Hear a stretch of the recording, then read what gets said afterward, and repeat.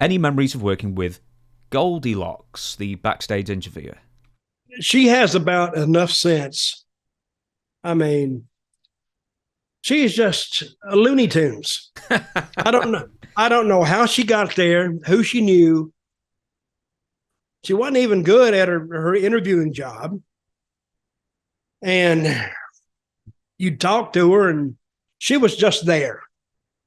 I don't know how she got the job, who she knew.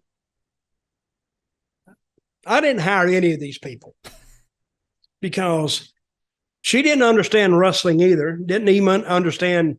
I guess she understood how an interview should go, but she was just there. And I guess Vince brought her in. And the first shows that I had gone to, they had dancers in cages, strippers. Mm-hmm. The TNA was supposed to mean something, I guess. It wasn't total nonstop action. I think they wanted it to say tits and ass. That's why the strippers were in the cages. And I'm thinking, that's another thing I didn't get. So they would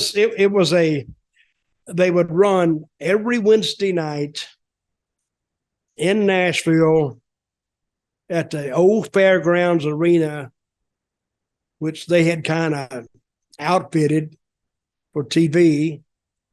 And it's an old building, and the sound was horrible, and it just didn't look good for a pay-per-view building or a backdrop. Let me ask you this. You said, because I know nothing about Goldilocks. I remember watching the old pay-per-views and stuff like that, but why did you say she was a loony? Because I know that she used to talk back to the wrestlers when she was interviewing. Yeah, she was no, nobody told her how to do it, I guess. I mean, I didn't know her. She was their hire, not mine. And brother, Looney Tunes.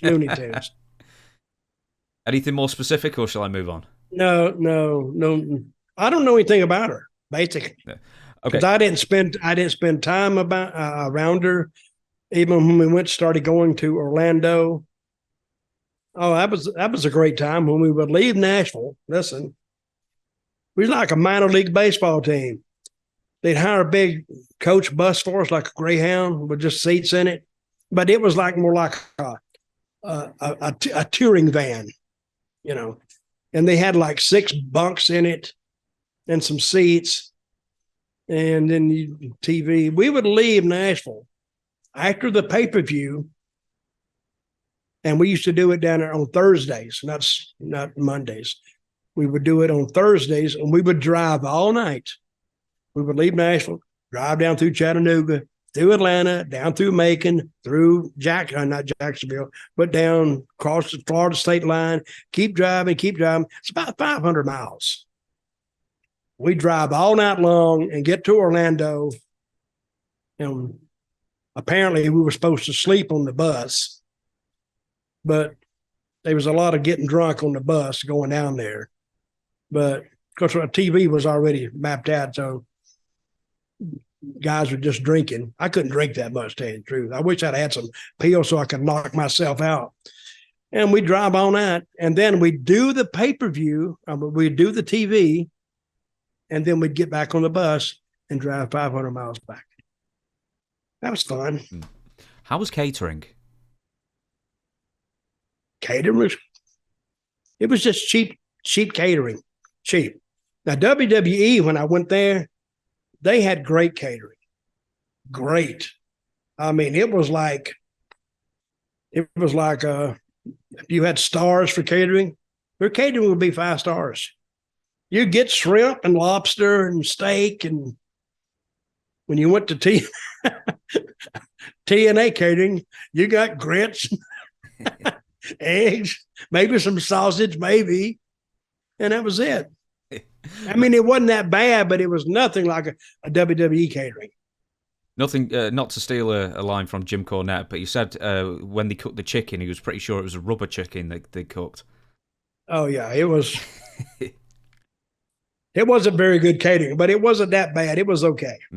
Just to finish up on this, I Googled Goldilocks, and the first thing that comes up is Goldilocks claiming that Abyss got her fired. Do you know anything about this?